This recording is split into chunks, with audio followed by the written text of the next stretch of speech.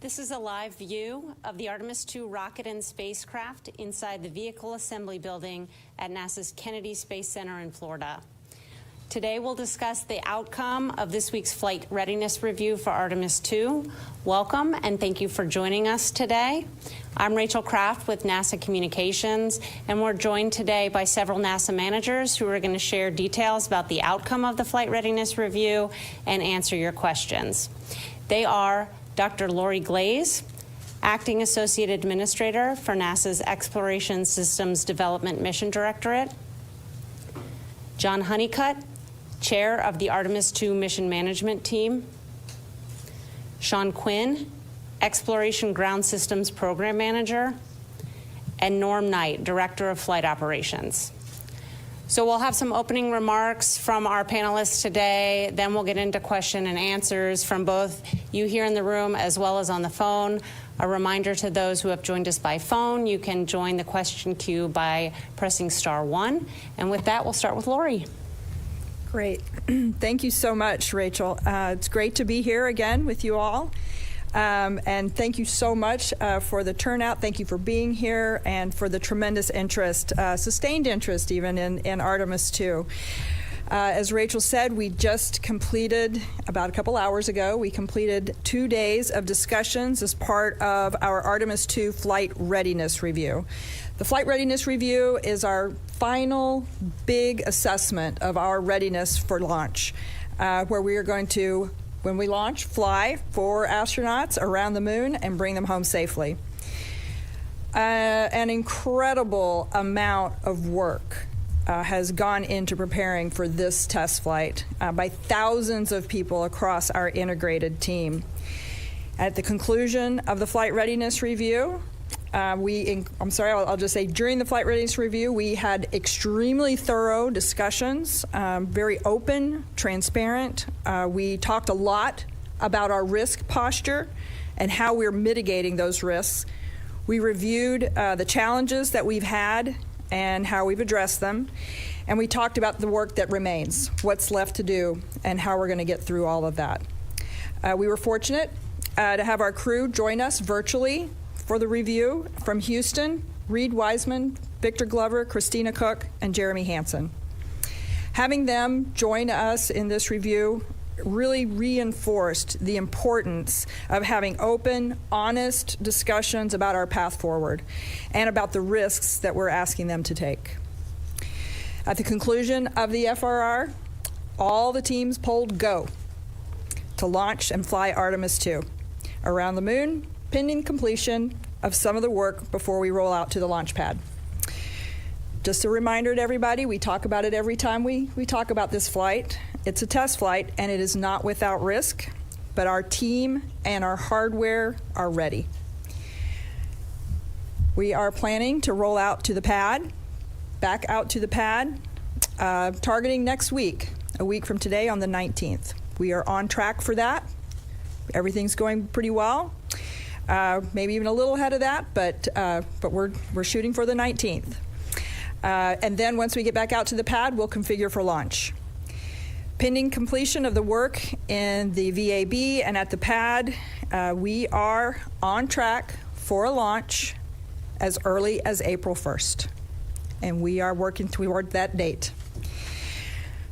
I'll say the launch time on the April 1st is at 6:24 p.m. I also wanted to note, I'm sure many of you have seen our little calendar with the green squares on it that shows the available dates for launches in April. We have also just continued to refine our analyses of launch availability and are adding April 2nd to our calendar of potential launch opportunities in that early April launch period. The launch on the 2nd would be at 7:22 p.m. Within those 6 days between the 1st and the 6th, we can't always turn around every day for an attempt. We would anticipate on the order of about 4 opportunities within that 6-day period. Again, while I am comfortable and the agency is comfortable with targeting April 1st as our first opportunity, just keep in mind we still have work to go. There are still things that need to be done within the VAB and out at the pad. And as always, we'll always be guided by what the hardware is telling us, and we will launch when we're ready. I want to close just by saying how proud I am of this amazing team that is working tirelessly to prepare to launch and fly our astronauts around the moon and bring them home safely. That, I'll hand it over to John. Okay, thank you, Lori. Hello again. It's good to be back with you all today, and it's even better for us to be ready in the rocket to get ready to roll out again and launch this mission. Probably over the last 7 days, pretty much on, more than off, we spent a lot of time with the senior executives and the leadership throughout the enterprise talking about our risk posture, as Lori alluded to, but moreover, looking at it through the lens of an agency FRR is really more like it's telling the risk story, and it's about how you communicated risk. So Lori said, hey, we need to spend a few days doing just that and kind of wire brushing the team so that we don't put ourselves in a posture of what I always kind of talk to folks about sometimes: don't bring me a kit and make me have to put it together myself. I wanted to be crisp on going to this agency FRR and making sure that we had the kit put together so that folks could understand that we were doing our best job at communicating the risk associated with this mission. Over and over again, we ask ourselves, is the rocket ready to fly? Is the spacecraft ready to fly? Is the integrated team ready? So another piece that kind of drives into that is Amit's been talking to us for several months about failure of imagination. I think we use that term a lot in human space flight, right? And so we want to be sure that we're thinking about everything that can possibly go wrong. And have we assessed and adjudicated all the risks to put us in the best posture to be successful? I, like Lori, was very pleased with the outcome of the flight readiness review. Amit asked for dissenting opinions at the end. We spent a little bit of quiet time, giving people plenty of time to come to the table and share any dissenting concerns, and there were none. We took some actions at the FR today. Some of those actions are due to be completed prior to rollout, which I don't think is a big deal. It's just work we got to get done. And then there's some that will come to the L-2 when the enterprise hands over the mission management to the MMT. And like I said, we got a path to close all the open actions either prior to rollout or prior to launch. I spent a lot of time over the last probably 7 months putting teams together to go look at risk across all the individual elements of the enterprise and how they stack up, and then once I got that data put together by the teams, I put together another team to go assess all those integrated risks and how they interact with each other from a top-down perspective and a bottoms-up perspective. And I was really pleased to report, that we didn't find any new integrated risk interactions throughout that process. So just in closing, I'll say that, this is the first flight, like I've always said, of humans in over 50 years and to the moon, and that's certainly exciting. And I've always cautioned the team, and we won't do it, and we're not going to celebrate this small victory that we had on getting through the FR, which was quite a big deal, but it's just a step along the way. So we're not going to celebrate till we get Reed and Victor and Christina and Jeremy safely home. Thank you. I'll turn it over to Sean. All right. Thank you very much, John. Well, first of all, it's good to see everyone here today. It's really incredible that we've set a new launch date to send our astronauts back to the moon for the first time for 50 years. Exactly 2 weeks ago, we had to roll back from the pad after a very successful wet dress rehearsal. And, it was frustrating to have the issue that we had, but, as you know, we had a problem loading helium on the upper stage. We got the vehicle back to the VAB, and we removed the suspect part. It was what we call a quick disconnect, a helium quick disconnect. And we took it to our labs, we x-rayed it, and we found a seal blocking the flow of the helium through the QD. And so at that point, we set upon a path to figure out the root cause. And so we set up some non-flight units down at our launch equipment test facility and proceeded to duplicate the conditions that we experienced when we were trying to load helium on board the upper stage, and we were able to replicate the problem. Since that time, our combined engineering teams across our ground systems and SLS teams came up with a design fix. That design fix was implemented on a test article, and we have successfully tested it, and we have qualified it for use on Artemis II. And the modified QD is already on the upper stage. So I was very, very proud of the team and the work that they did to quickly understand the root cause and come up with the corrective action and get us back in a posture to roll back out. We've also replaced the flight termination system batteries on the ICPS, on the core stage, and the boosters. And we are in the process now of testing the flight termination system in the VAB. So far, the VAB processing has gone very well. And, as Lori mentioned, we're targeting March 19th, the roll date. And should we meet that roll, which we have fairly high confidence we are, it'll be the fastest turnaround in the Artemis program since we started. 22 days from the time we roll off the pads to getting back out to the pad.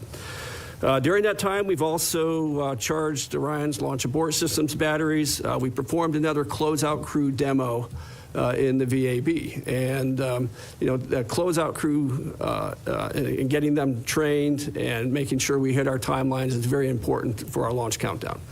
And we got it done in a little under about 2 hours and 40 minutes. And so we're meeting our closeout crew timeline, and that was very good training. We also replaced the liquid oxygen seals on the tail service mast umbilicals. And so we thought while we had the time, given the experience we had with the LH2, the hydrogen seals, would be a good idea to change those. So we did that, and that's all completed. And now we've committed to roll again on the 19th.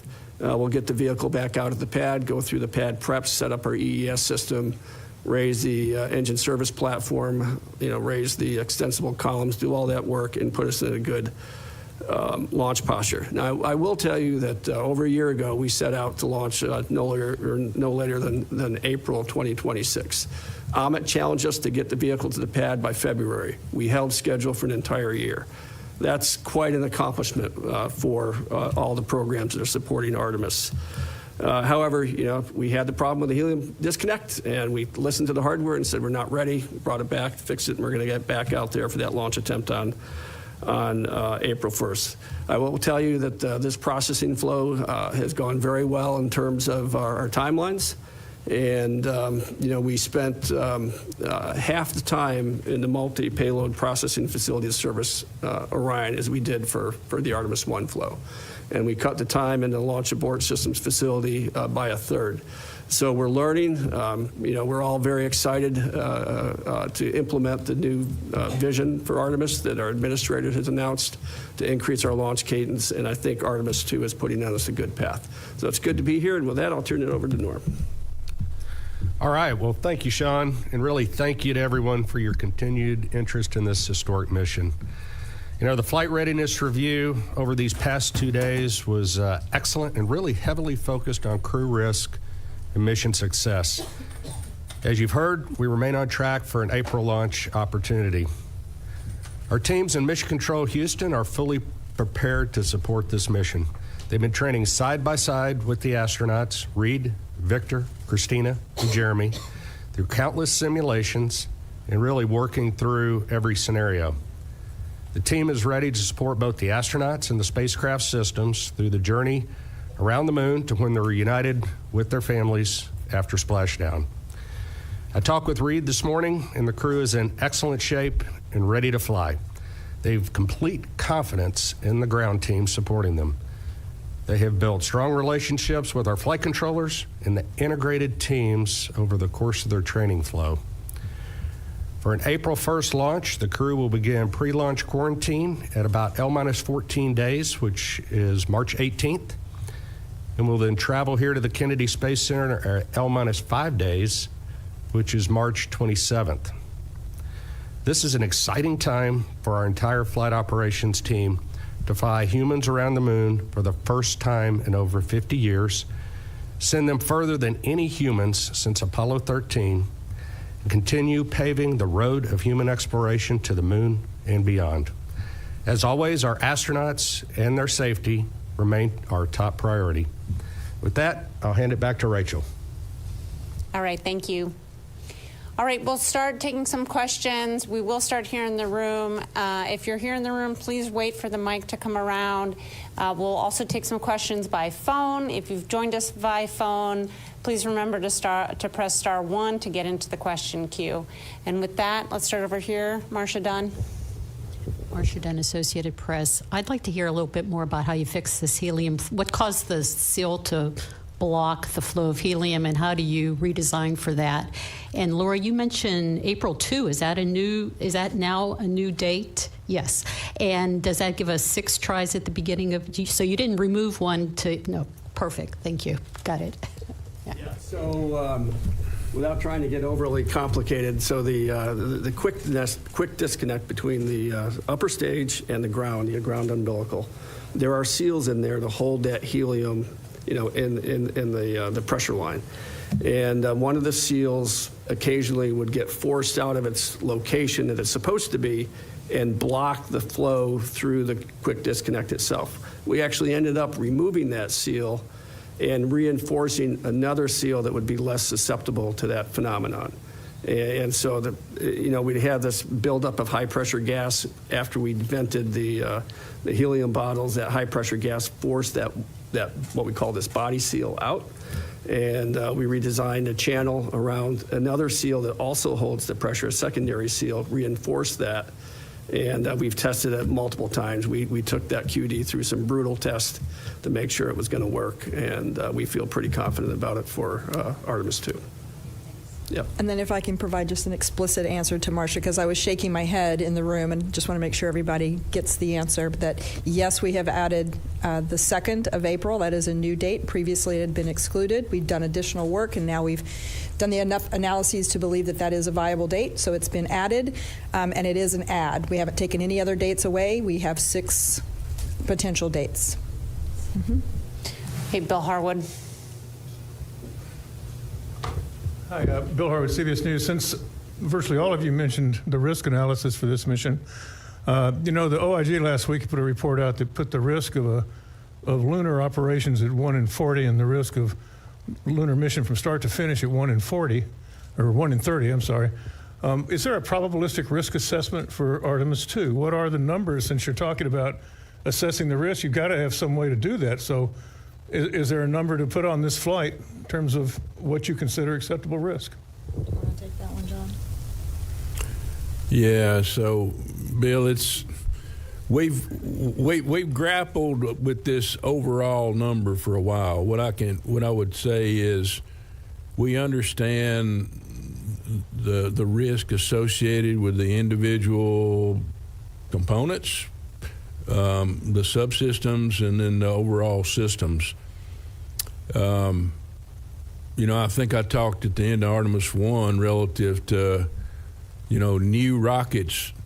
It's a 1 in 2 chance to make it, right? So I think we're looking at this kind of qualitatively, like, I've done a lot of thinking and a lot of reading about, okay, what does that mean for us for Artemis II? And, there's a lot of variables there, right? And it really depends on how quickly you get back into flying. right? And so, one of the variables is we've got such a gap between Artemis I and Artemis II, and you don't have that cadence, kind of like we had in shuttle, where we fly sometimes 4 or 5 times a year, right? So Lori and I have talked about this a lot, and so the numbers would tell you just kind of qualitatively that, it's probably a 1 in 50 would be a good number if you were really getting after it and had a good cadence on a second or a third time. But with this gap that we got, it's probably not 1 in 50. It's probably not 1 in 2, but it's probably, like, and I'm quoting Lori on this, is and I believe it too. It's probably closer to 1 in 2. That and that's. Well, that basically means we're probably not 1 in 50 on the mission going exactly like we want to, but we're probably not 1 in 2 like we were on the first flight. That's what I would tell you. I think we're being really careful not to really lay probabilistic numbers on the table for this mission, just given the small amount of data. Did I say anything you don't agree with there you want to add? I guess the one thing I would add is you asked specifically about the probabilistic risk assessment, and we do those. We have that. They're numbers. I think sometimes we get tricked into believing that those numbers are somehow really telling us something critically important. I think they're valuable. I think we can do things in a relative sense to measure what's more risky or less risky. But I agree with John that in this sense, I think as we're thinking this through, thinking about it as it's not the first flight, but we're also not in a regular cadence. So we definitely have significantly more risk than a flight system that's flying all the time. But I'm with him. I wouldn't actually put a number on it. I can break it down in terms of the mission phases, right? And I can tell you, when we got the most dynamic activities going on, like during ascent, and then when we're doing those burns, doing the perigee raise, and then we're doing the TLI burn, those are going to be the times that we're introducing the most risk into the whole mission. There's a lot of times where we're steady state and we're going to be feeling pretty good about what's going on in the mission. But at the end of the day, we want to accomplish as many goals as we've laid out for ourselves in the mission. But the main thing that I want to do is I want to hit that damn entry interface right down the middle and make sure that I'm bringing the crew home safely. Okay. Let's go second row. Will Robinson Smith. Hi, excuse me, Will Robinson Smith with Spaceflight Now. Thanks for taking the time to talk with us. Maybe just to clarify this, just to make sure that at least I'm fully understanding what you're saying.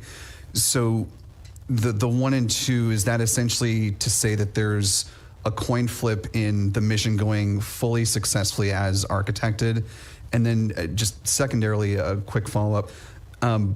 We saw the VAB be evacuated earlier today, and there was some talk of a loud bang. Can you clarify what exactly happened? Thanks. Sean can get that in just a minute. So I don't want you walking out here and saying that I said this mission's a 1 and 2, right? I'm saying if you look at the data over time, over the lifespan of just building new rockets, right? The data would show you that 1 out of 2 is successful. You're only successful 50% of the time. I think we're in a much better position than that. And the only way that I can put us in a better place than the 1 and 2 is do what we've done, right? Uncover all the risk and make sure we've done everything to buy down risk, give us options to work through challenges that we've got. And then at the end of the day, it's going to be what it's going to be. Now, and I'm not being flippant about that, because these teams the individuals are ready to go fly. We have spent a lot of time working through our processes on the ground and for in space and for landing and recovery. Teams are well practiced. There's probably not many scenarios that if things go fairly nominal that we don't understand. Norm and I talk about it a lot, where we know we're going to get a curveball thrown at us, and so then we got to weigh our options and assess the risk at that point in time, and then we'll keep moving on. Okay. He'd got your bang story there. Well, let's see. So first of all, we don't know exactly the cause of the loud noise. We had what we call an access control monitor hear it, didn't know what it was, did the right thing, pulled the fire alarm. We rolled the fire engines, the fire department, into the VAB. They did their normal methodical checkouts that they do whenever a fire alarm is pulled, and we declared the building fire safe shortly after that. And we don't know exactly where the bang came from, but we went ahead and shut the VAB down, evacuated the personnel, and did the safety checks. We could not find any sign at all of a fire. The person also reported an odor. We think it may have come from a floor drain, and declared the facility fire safe and brought our crews back in to continue working. I could speculate on what it was, and I just don't want to do that right now. Okay. Yep. All right, we'll take several questions from the phone and then come back here in the room. First up, we have Jonathan Sari with Fox. Thank you so much for taking the time. This is for whoever wants to take a forward look, future Artemis missions, Artemis 4 and beyond, the human landing system. The OIG report raises concerns over the elevator in the Starship HLS being the only way for astronauts to move between the surface and the crew compartment. What options for a backup is NASA exploring?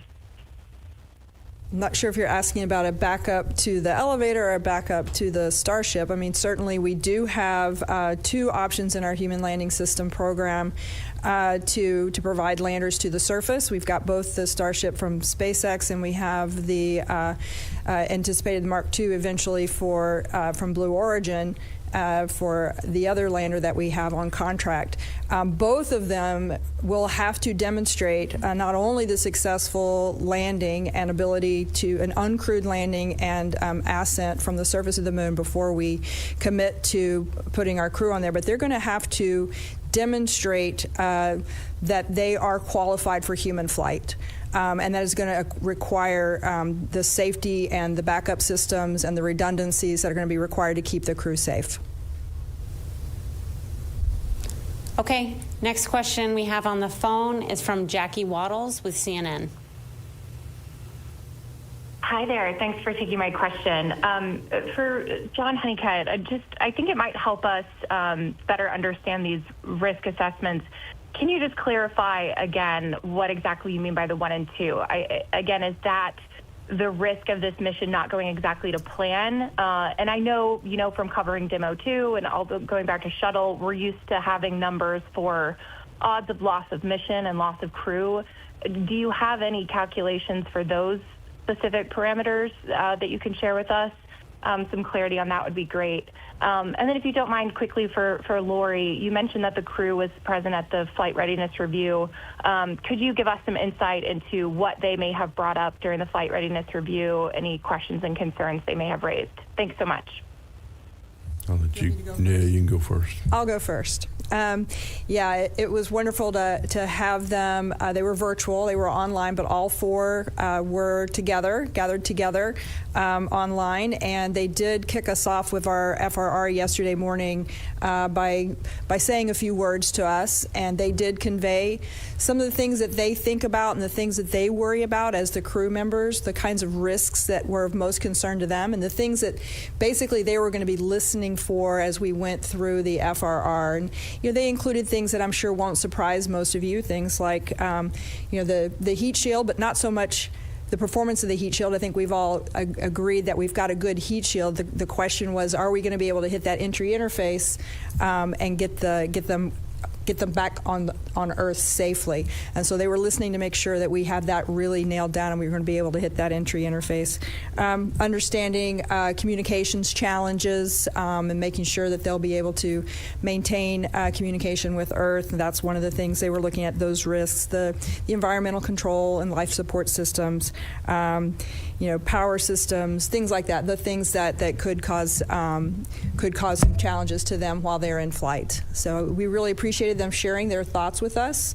I will also share, I think one of the things that they mentioned was, we've spent the last 25 years in low Earth orbit, and they wanted us to make sure that we all recognize as the board members that this mission is different. We are going well beyond low Earth orbit. We're going out to the moon, and we can't always rely on our experience in low Earth orbit when we're taking this kind of a mission. All right, let me make another run at this. I've had a little bit of time to think again. All right, so on the 1 and 2, all I'm saying is when you don't have a lot of data to pick from and you want to go generate a probabilistic number, the way I got the 1 and 2 is to just go look at the rockets that flew their first mission, right? How many of them were successful? It's about 1 and 2, right? And so people, I don't want people to take that as being that we should be scared to go fly, because we're not scared to go fly. We do an outstanding job of understanding the risk, buying down the risk, mitigating the risk, and putting together controls to manage the risk. But I think you get in trouble, and we had a little bit of conversation on this today at the FRR, not specifically about, it's kind of indirectly about talking about generating probabilistic numbers, right? And so you can use a probabilistic assessment in a way that might scare you unless you go look at, for instance, take for example, losing foam, right? And so you can say, okay, there's a X and Y chance that I'm going to lose foam off the rocket. Okay, but then something else has got to happen. It's got to be in the right place, and then you got to work through the demise chain. What it's in that area, based on the analysis we can do, what's it going to hit? What if it does hit that? What can it do? And so, when you work through all that from a technical standpoint, you can put yourself in a better place rather than just solely relying on a probabilistic number. And Bill, I totally get what you're saying, because in shuttle, we used to have a 1 in N number for loss of mission and a 1 in N number for loss of crew. And, I think those numbers, I don't go back to STS-1. I started probably around STS-36 after Challenger. But, those numbers were always a 1 in N. Norm, you might remember how the range was about, a 1 in 130, 1 in 140, and it improved over time, right? And it's driven by the stuff that you do to make the launch vehicle or the rocket better and put yourself in a better position to mitigate the challenges that you got. So, it's just, I feel like we're kind of we're being a little bit dangerous, and it's interesting that I didn't get this question asking me about it too much on Artemis I, right? And I understand why, right? We got people on the rocket this time, so people go, oh, shit, pardon my French, but, it's just like, how can that be, right? Well, it was looking at the data. So we can probably pursue. I know we have pursued loss of mission, loss of crew type number assessments, but I'm not sure we understand what they mean. in reality. And I'll give you an example, right? You know what the biggest risk we got right now in the Enterprise? Micrometeor debris. That's it, right? Now, in my mind, is that real? It's real, right? But when have the last two bad events occurred? Going uphill in that highly energetic event. That's when it occurred, right? So we can fool ourselves sometimes into thinking, really, is that the biggest risk to the mission, MMOD? That's. Well, this ought to make for some good reading over the next few days. Okay. We'll take another from the phone from Josh Dinner with Space.com. Hi, thanks so much for doing this. You've talked in the past about the stress rollout can have on SLS, and I didn't hear a mention of another wet dress rehearsal. What would be the justification for skipping another wet dress, and will you have any way to assess that helium QD back at the pad? So I'll take the first part of that as far as the wet dress. And we've had a lot of discussion about this. Every time we tank the vehicle, it takes a little bit of the life out of those tanks. And so we certainly want to test and always make sure that everything's working. But, we've now done a couple wet dress rehearsals. We've exercised the team. We've exercised the hardware. And I'll just tell you, from my perspective, when we tank the vehicle the very next time, I would like it to be on a day that we could actually launch. I would like to do it on launch day, and if we are able to successfully fully tank the vehicle, I want to be able to pull go to launch. So that's where we are at this point. And we don't want to give up any of the days in our April launch window for a wet dress rehearsal. And as far as testing the QD at the pad, well, we've already tested the new QD in the VAB as part of our pre-launch checkouts. We do pressurize the helium bottles, and we exercise the helium system on the upper stage. So we've already verified that the new QD is working in the VAB already. We'll take one more question from the phone, and then we'll come back here in the room. Next up, we have Katrina Miller from the New York Times. Hi, thanks so much. I was curious for anyone who wants to answer, can you go into a little bit of the specifics on what work needs to be completed prior to the rollout and then prior to the launch to be ready to launch April 1st? Thank you. No, I've got it.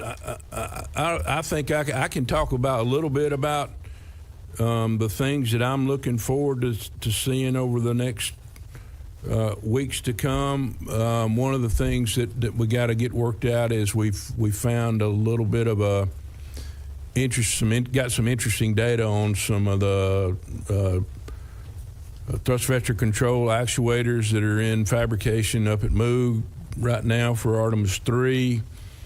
So we got to go figure out kind of what that means to this mission. I don't think it's a big deal, but it's just doing the analytical work to close it out and make sure that the little bit of an issue they're seeing up on the actuators for Artemis III doesn't indict the Artemis II actuators, which are shuttle heritage, right? So we had two sets of actuators. We used one on Artemis I. We're using the second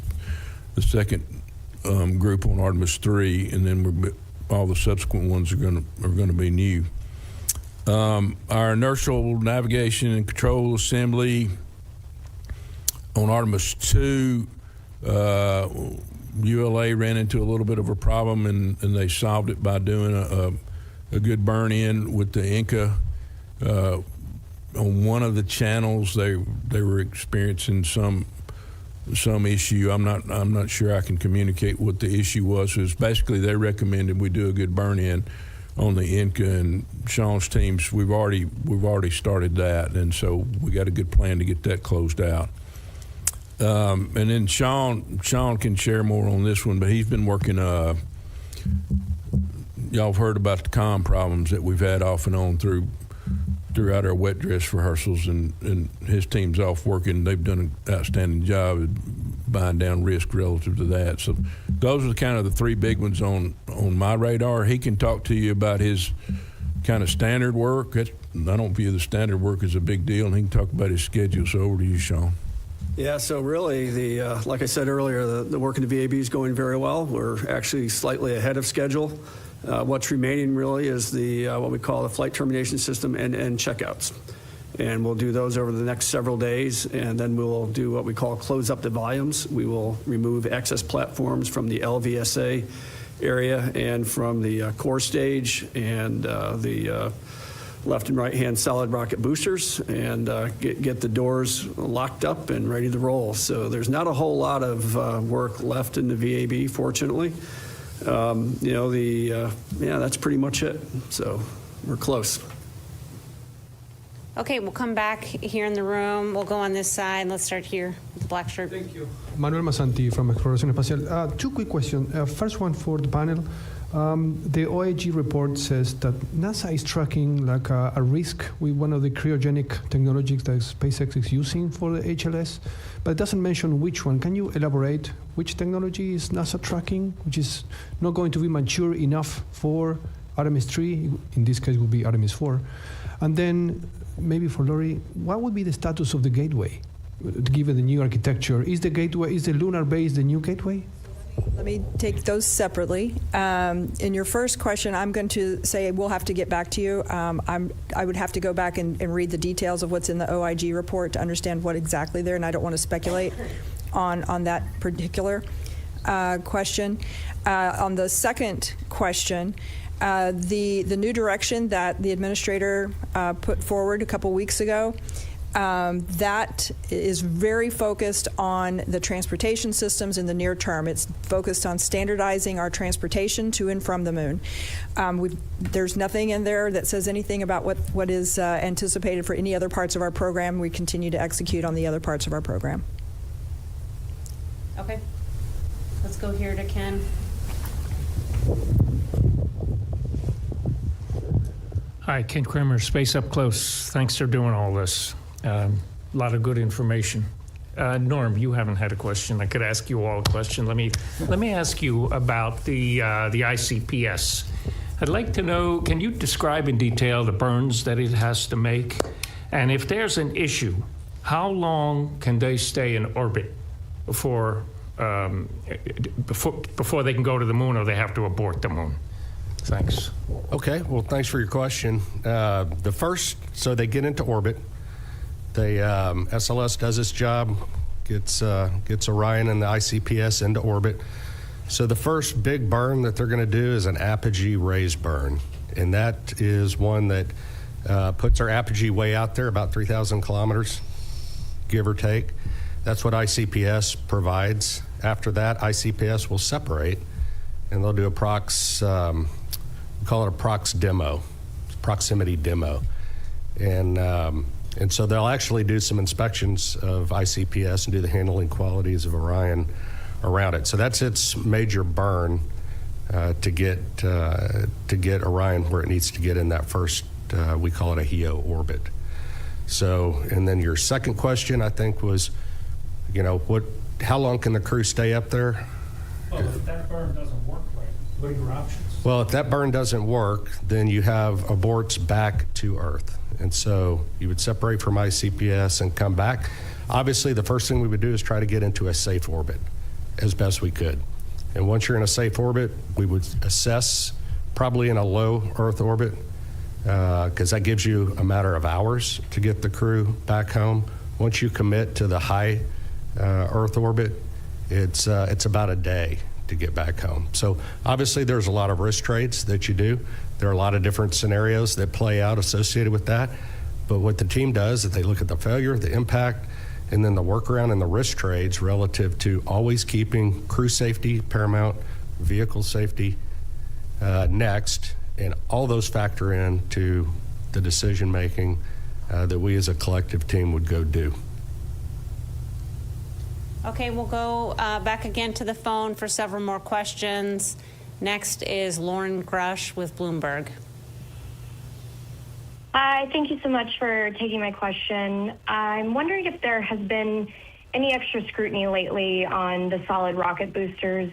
I understand they're probably very different designs, but just for peace of mind, 2 Vulcan flights now have suffered issues with their Northrop Grumman built boosters, and then there was also an issue with an SLS booster test last year. I understand they might be disconnected, but wondering if that has prompted any closer look at the designs or if you feel confident the ones you have are ready to go. Thanks so much. Yeah, so that first part happened under my watch when I was the SLS program manager.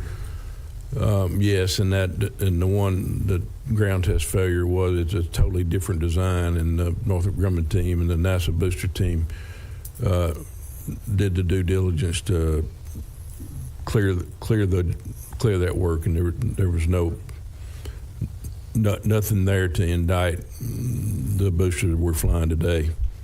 And the same thing for the booster that was on the Vulcan.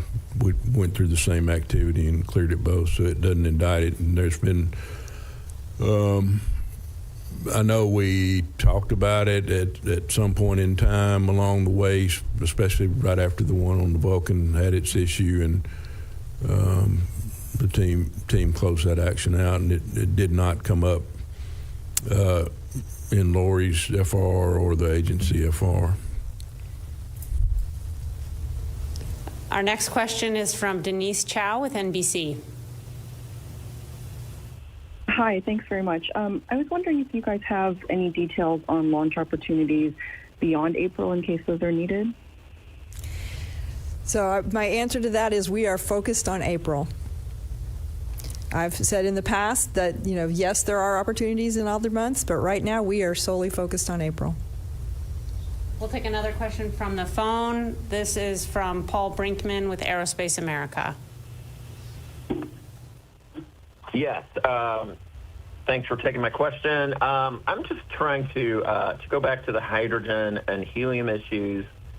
There were problems with leaks in Artemis I. We did hear that there were fixes made to kind of make sure that wouldn't be a problem again.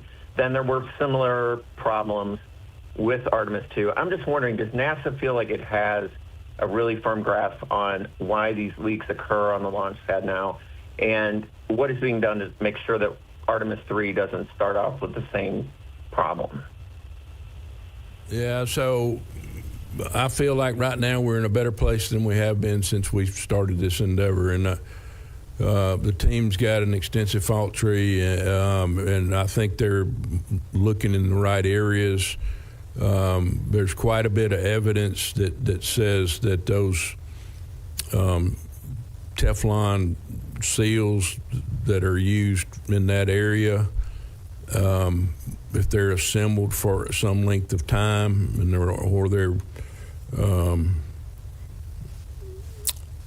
or there's any little bit of a flaw in them, or they don't fit exactly right. In other words, you need to cherry pick the seal.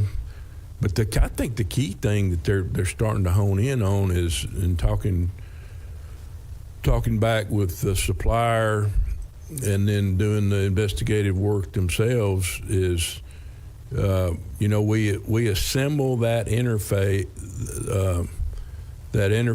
in the VAB, and it sits there assembled like that for quite some time before we roll out, right? And so I think there's some good evidence that's leaning towards that material can flow and set, and it looks to me like, based on the limited data that we've got and the experience we had from Artemis I, that we're going to be in a good posture when we roll out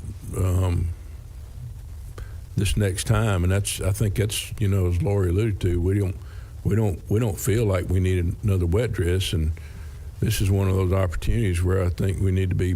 I think we're using good technical judgment and being bold, making bold decisions about what we do. Obviously, we don't want it to leak, but I'm highly confident in the technical team's ability, and they're saying basically the same words that I'm parroting back to you. Our next question is from Micah Maidenberg with the Wall Street Journal. Hey, good afternoon. I wanted to take one more shot at the probabilistic risk assessment discussion. In 2022, I think it was Mike Serafin did talk about a 1 in 125 potential loss scenario for the Orion vehicle on Artemis 1. Just even with the caveats about Artemis II, the differences and the small amount of data that John talked about, can you at least provide a comparable for that number, the one to n number for Orion for Artemis II? Thanks. Micah, I'll just say we've addressed the risk question several times. I think if we have more follow-up to do, we can follow up with reporters separately. We have plenty more questions to get to, so we're going to go ahead and do that. We do want to take one more question on the phone from Marcia Smith with Space Policy Online. Thanks so much. My question actually was about Orion as well. We've been spending all this time talking about SLS and ICPS and the tests on those systems. Could you just give us an update on when the last time the Orion service module systems have been tested? And does the Orion service module only fire once? It only has to work once in order to get them around the moon and back home. Could you just walk us through that part of the flight? Yeah, I don't know the last time that we've run any test on the service module, but I know Norm's here and he can talk about relative to how they utilize the propulsion system on the service module, which I think is important relative to this conversation. Yeah, service module we depend on a lot, obviously. A lot of the critical burns are done. TLI is done with the service module through the OMS engines. We have a series of jets on there as well. So it's critical to the mission, and we use it until the very last day when we jettison it and Orion comes home. Another one from the phone, we have Ryan Keaton with NASAspaceflight.com. Thanks very much for your time. I just want to make sure I understand this correctly. You said you're not going to be doing another wet dress rehearsal. I'm just wondering if you're going to be doing any tanking at all, like a partial tanking test or an integrity test, or are you absolutely set that the first time you're going to tank this rocket from now on is going to be for a launch attempt and there are no other scenarios? Thank you. Appreciate the question. Yeah, we've done a lot of talking about this and what kind of testing might be beneficial. And at this point, we've demonstrated that the seals that we have are the best seals we've ever seen on the SLS and that this QD. And so, in our opinion, there's not a lot more to be gained from that. So we are, as I indicated previously, the next time we tank the vehicle will be when we're attempting to launch. Our next question is from Nicole Mortellaro from the Canadian Broadcasting Corporation. Hi, Lori, this is for you. I know that you mentioned that you're focused on April with launch attempt, but is there any way we can get an update, like just for May? Because for media, it's very difficult to get any hotel rooms or anything like that booked. So is there any way we'll have an updated calendar? I understand, and I hear you. As I said, right now we are very focused on April. If it starts to look like that could be a challenge, we'll reconsider, but at this point we're very focused on April. All right, we'll come back into the room here in the blue. Zach Covey, Spectrum News. I wanted to ask either Sean or John this question. You guys, last time we had the flight readiness review, we were talking about repetition of your crews. If there was a reason that the VAB had to come back into use and the rocket had to go back, you wanted your crews to continue to practice. Can you go a little bit in on how the past couple of weeks have been for both of your crews to get ready to this point? Well, I will tell you that we've had a lot of work to do coming back from the VAB, so our crews have been very busy with reopening the vehicle volumes to do the flight termination systems work. I mentioned earlier today that we had the time to do another closeout crew demo in the VAB. We took advantage of that opportunity to make sure that we were able to execute to our timelines and keep our closeout crew sharp and ready to go on launch day. And, if we had a more extended time in the VAB, we probably would have done some more launch team training simulations. We really didn't have the time to do that, and we don't really think we needed to do that given the short VAB turnaround time that we had this time, that we expect to have.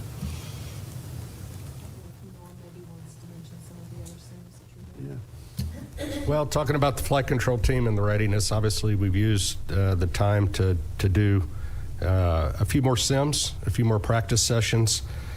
We've done, I think, over this whole journey for Artemis II, about 126 days worth of simulations, both standalone with the crew, with the flight control team, with the integrated engineering teams as well, with the mission management teams. And so we've not only focused on specific training, but full integrated training. So we're still taking advantage of that. Since February, we continue to hone the teams. The teams are working very well together. And at the end of the day, I am fully confident that if we have any problems, it's the integrated team that's going to pull us through. And that means the crew and the ground teams working together as one in support of the mission. So we use this time wisely, and we hope it all goes nominal, but if it doesn't, you got the best teams on and off the planet to take care of any problems.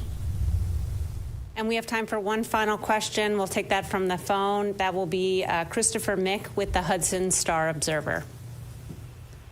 Thank you very much. I believe this would be for Mr. Honeycutt. I understand the procedure with the timeline, and there's not going to be a tanking test due to the life of the booster.